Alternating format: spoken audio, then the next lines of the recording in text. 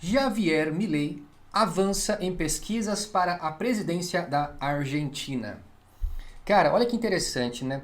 Antes da eleição primária, que foi no dia 13 de agosto, vários dias antes do dia 13, eu fiz um vídeo aqui no canal falando para vocês que eu tinha certeza que o Milei iria ganhar as eleições.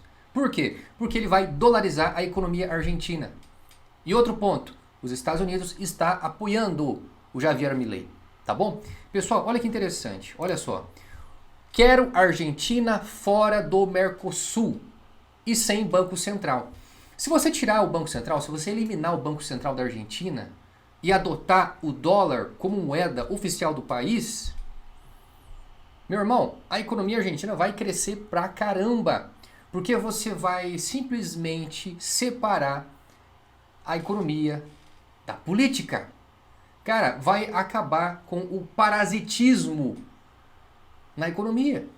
Porque, não sei se você sabe, mas o governo só sobrevive através da iniciativa privada. Mas a iniciativa privada, adivinha só, não precisa da política, não precisa de governo para sobreviver. Então, meu irmão, a Argentina vai crescer muito nos próximos anos, caso isso aconteça, beleza? Pessoal, por gentileza, se você está chegando agora, se inscreva aqui no canal, tá bom? Deixa aí o seu like, ok? E assista o vídeo até o final para você entender melhor. Compartilhe com algum amigo seu. Pessoal, o tema desse vídeo não é a Argentina, é o Brasil, tá? Olha só. Ibovespa cai pela 13ª vez na maior sequência de quedas da sua história. Existe uma fuga de capital imensa do Brasil. A galera, os investidores estrangeiros estão vazando, indo embora do Brasil. Não só investidores estrangeiros, mas também investidores brasileiros estão preferindo investir lá fora do que deixar o dinheiro aqui. E olha que interessante, só no mês de agosto, olha só no mês de agosto, a B3, que é a Bolsa de Valores brasileira, perdeu 10 bilhões de reais de dinheiro estrangeiro, de capital estrangeiro. Então, eu falo para você, o Brasil, ele é um paciente na UTI. O Brasil é um paciente na UTI. O Brasil não pode se tornar um país de primeiro mundo, mas também não pode se tornar uma ditadura comunista. Até porque isso é geograficamente impossível.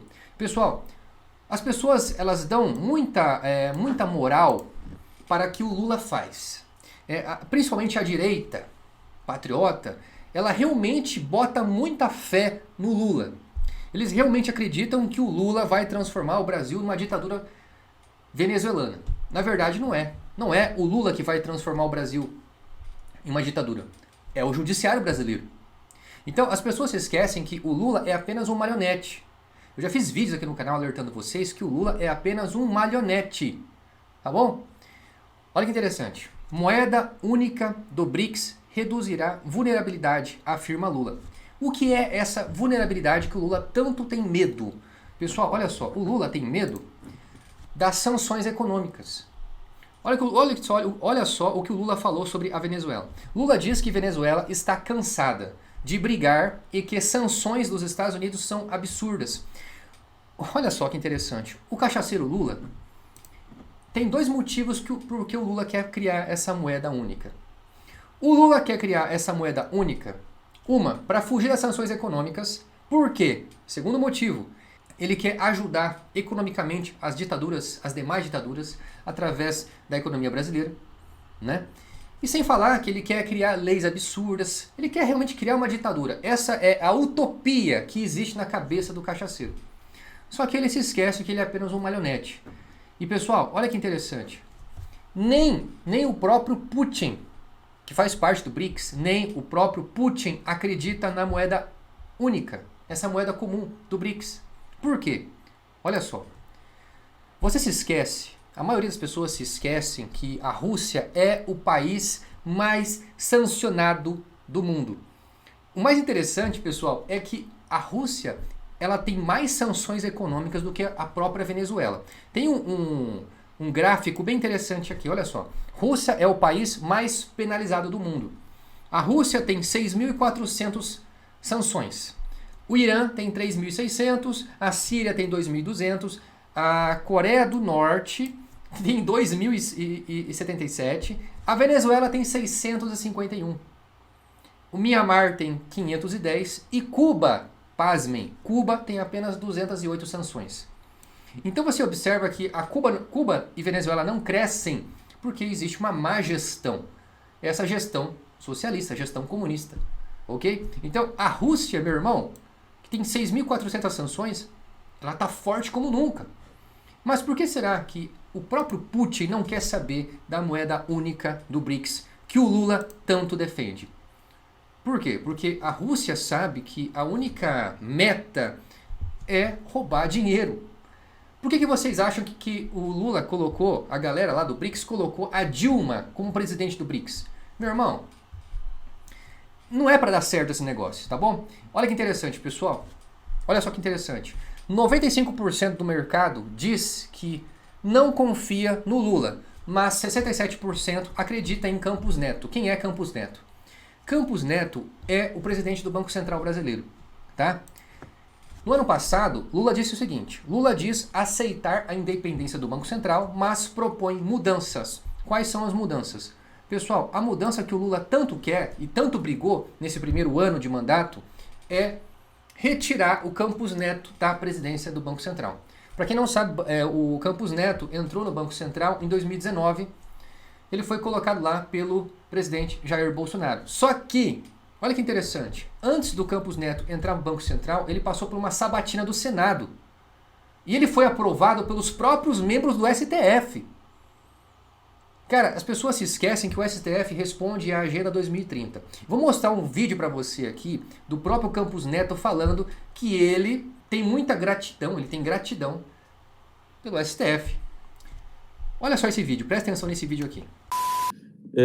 Não sou eu, é o Banco Central. As decisões não são tomadas pelo presidente. Eu, como sempre digo, eu sou um voto de 9 votos. Eu devo a todos que fizeram autonomia, né, todos os parlamentares que fizeram autonomia, eu devo aos ministros do STF, eu devo aos ministros do STF, eu devo aos ministros do STF e todos os debates que tiveram. Né, e eu entendi sempre que se eu fizesse isso, eu estaria colocando em risco um grande avanço institucional. Então não era sobre a minha pessoa, era sobre o Banco Central e sobre o avanço institucional que foi feito com a autonomia, que eu entendo que ao longo do tempo, e de novo, a gente está passando pelo primeiro teste, ao longo do tempo as pessoas vão lá em retrospectiva e vão dizer, olha, isso foi uma coisa muito boa que foi feita. Você escutou da própria boca do Campos Neto que ele deve aos parlamentares e aos ministros do STF. Eu já falei para você, já fiz vídeo aqui no canal falando para você que o STF segue a Agenda 2030. Então você observa que nem o próprio Putin acredita na moeda comum. Por quê? Drex do Putin.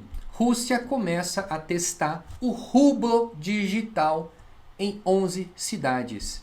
Pessoal, esse rublo digital é a mesma coisa do Pix brasileiro. Esse Pix que agora se transformou em Drex, né? Olha só, Drex é uma nova moeda. Muita gente não deu conta disso. Então você observa que o Campos Neto, ele quer fazer o quê?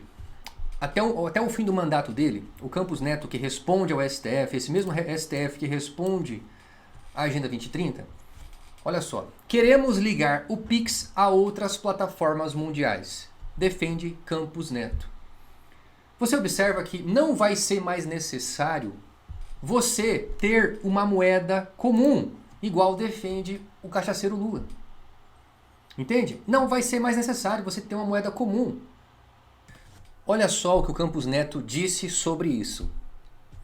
Apressamos muito o Pix durante a pandemia e entramos com o Open Finance agora, com os dados de bancos abertos a quem permitir. Temos vários dados que mostram que o Pix de fato gera bancarização e inclusão. À medida que ele cresce, o número de contas abertas também cresce. Queremos ligar o Pix a outras plataformas mundiais. E ele disse ainda, muita gente fala em moeda comum, mas se você tiver um sistema digital de pagamentos no qual consiga digitalizar o pagamento de ponta a ponta de forma eficiente, você já terá isso sem abrir mão da sua política monetária, afirmou Campos Neto. Agora você sabe porque nem o Putin quer saber da moeda comum do Lula. Meu irmão, o Lula está falando às moscas.